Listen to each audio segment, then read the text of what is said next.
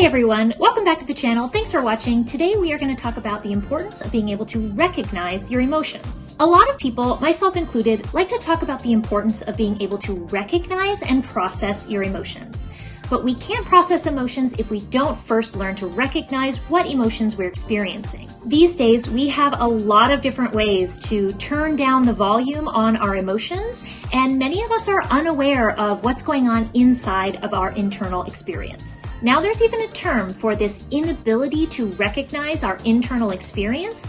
It's called alexithymia. Alexithymia refers to this idea of an inability to recognize our own internal emotional state and to put it into words. Essentially, alexithymia refers to not knowing what the is going on when it comes to your emotions. When we have difficulty recognizing our own internal emotional state, it can often lead to issues like an overwhelming sense of dread, anxiety, depression, even things like losing motivation or a sense of a purpose in life. On the other hand, learning how to recognize and process our emotions can help us to gain a sense of autonomy and control over our internal state that can often lead to us having greater clarity in what we want out of our lives. In particular, being able to recognize our internal emotional state can help us to cultivate positive emotions like motivation, inspiration, creativity, passion, connection, and even satisfaction with our lives as they currently are.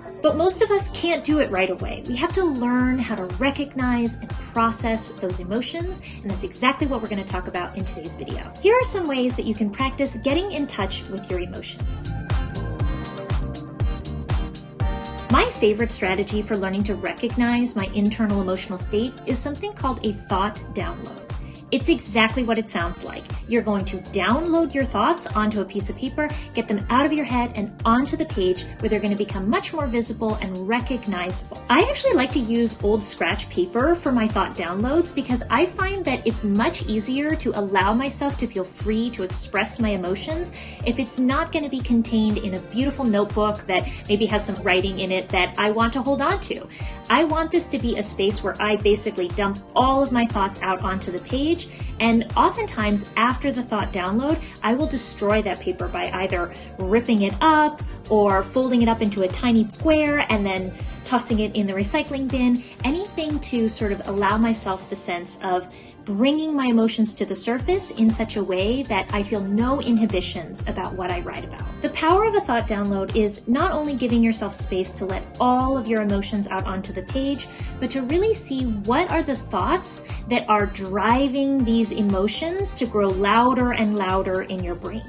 So one of the ways you can start to recognize those thoughts is after you do the thought download, look over the paper and notice if there are any sentences you wrote down which have a particular resonance in your body. It doesn't need to be loud. You don't need to recognize the emotion just yet.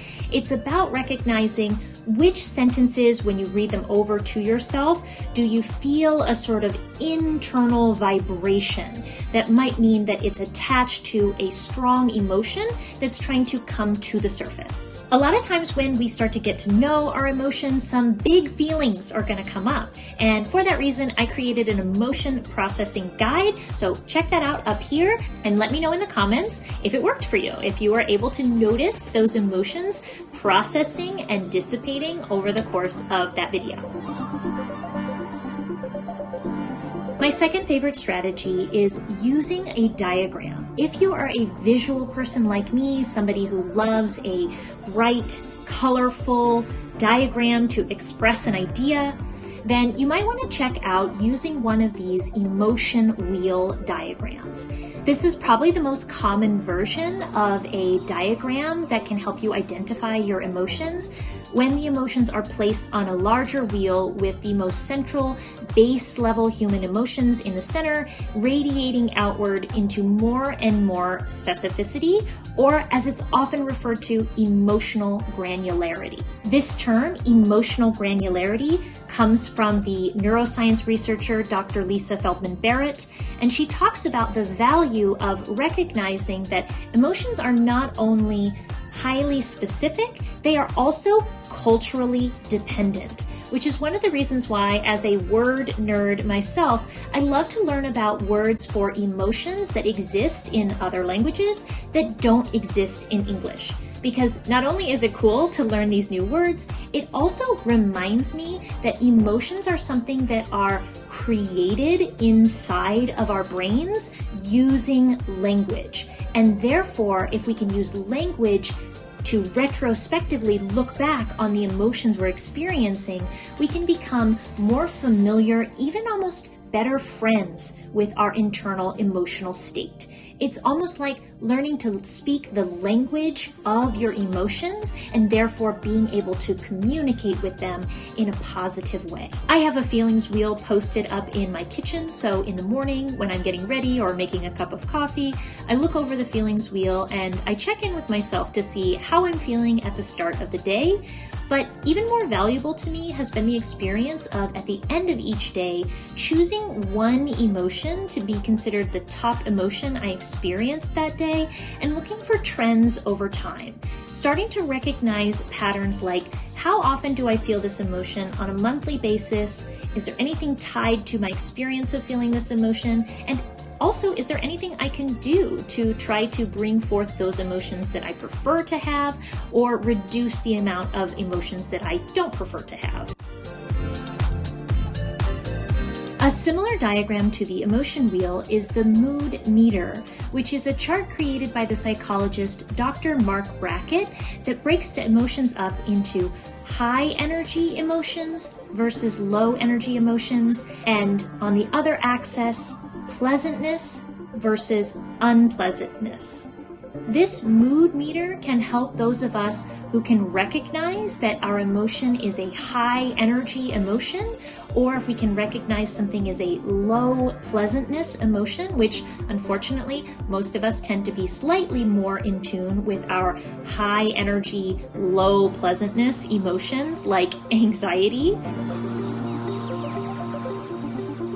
Another piece of advice when it comes to learning to recognize your emotions is writing a letter that you won't send. Now, I know that this advice sometimes can come across as a little bit cliche. It tends to be the advice people are given after something like a big breakup or something that was painful, like getting fired from a job, or if you're really upset with someone and you don't have a way to contact them.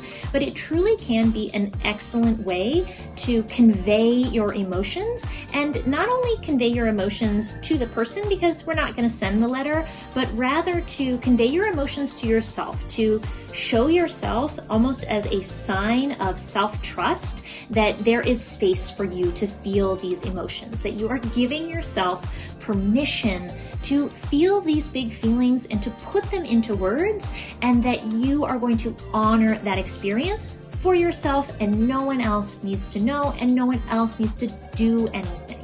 Which is one of the reasons that becoming more aware of our emotions can actually become very empowering. It gives people a sense of autonomy because we don't need anyone else to do anything or to react in a certain way if we trust that our emotions are safe to be felt and safe to be expressed in these ways for ourselves. One of the ways you can use letter writing is to write a letter to the past or future version of you. When we think about our past experiences, we are not going back into our memories. Instead, the way that memory works is we're basically recreating the emotional experience by recalling the events. So while these things that happened in the past were painful at the time, the pain that we're experiencing when we recall those emotions is pain that's being created now. And it's not always pain. Obviously, sometimes we can look back and become familiar with our emotions in a positive way by looking back on times when we felt a certain emotion we'd like to cultivate in our lives and think, what was I experiencing? What thoughts was I thinking?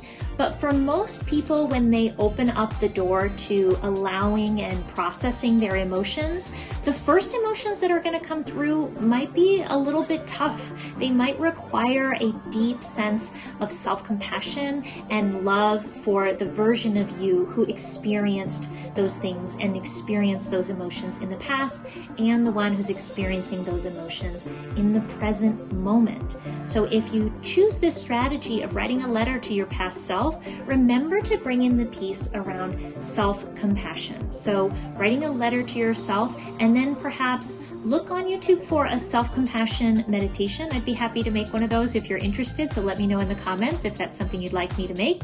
And also, when you're writing a letter to your future self, you can call upon your past self as being part of the emotional carriage of support to that version of you that you'd like to see yourself become in the future. I actually recommend, rather than thinking about the experiences you want to have, to write a letter to your future self about the emotions that you want to experience as a result of the work that you've done, the things you've accomplished, or even just the person that you've allowed yourself to become a more authentic and fully expressed version of yourself. If any emotions come up that feel overwhelming and you can't continue, that's okay. That's the normal part of the process. But keep in mind that research shows that emotions tend to move through our bodies in waves of about 90 seconds.